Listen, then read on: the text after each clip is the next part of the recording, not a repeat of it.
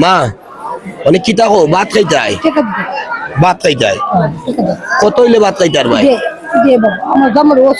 বলছি ভাত কত হইলে খাইতে পার ভাই 100 টাকা হইলে খাইতে পার ভাই হাসা খুশি তো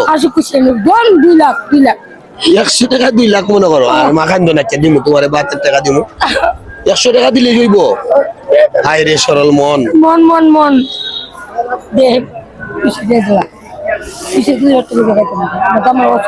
আচ্ছা তো তোমার 100 টাকা দিতাছি আমি ভাত খাইলি ভাই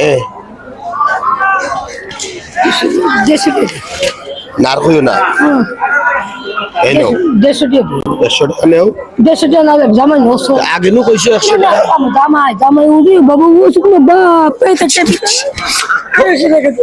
আর আরো 50 দিতাম আর 100 টাকা দিব আমি তেল খাইতাম না এলাতে মানছো তো আমি ভিডিও করলাম মানুষকে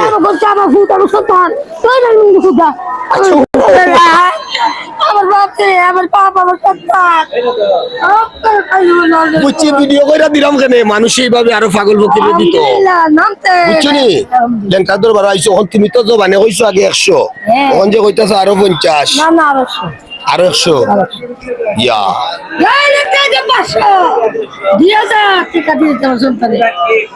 আমার ওসন না মাদের বাচ্চাইছে হ্যালো শুনো দোয়া করিও অনেক মায়ের মানুষে এই যে পাগল টাগলরে দেখিয়া ভিডিও করি না মানুষ খুশি হইয়া প্রবাস দেশের বাইরে মায়া করে তোমরা লাগি দোয়া চাই দোয়া করিও আমার দোয়া করি এগুলো বেশ চলতো এই সন্তান আমার নেংকে বা ভয় না তো আচ্ছা আচ্ছা ঠিক আছে অনেকগুলো বুঝছি আমার হুত এই আমার সন্তান দেখ আল্লাহ রে মাথা রাতে দিলাম মা খুশি মাথা রাতে খুশি তো খুশি নেই আমি খুব জ্বর ছিল আমার অসুস্থ এখন আচ্ছা তে যাও খুশি তো আল্লাহ মালিক ভালো রাখো আবার গামছাটা এত সুন্দর আচ্ছা সবাই ভালো থাকবেন আজকে একটা ওভার দরবার ওই মারে একটু খানার টাকা দিলাম এইভাবে যেন অলি আল্লাহর দরবারে আসলে আমরা কেউ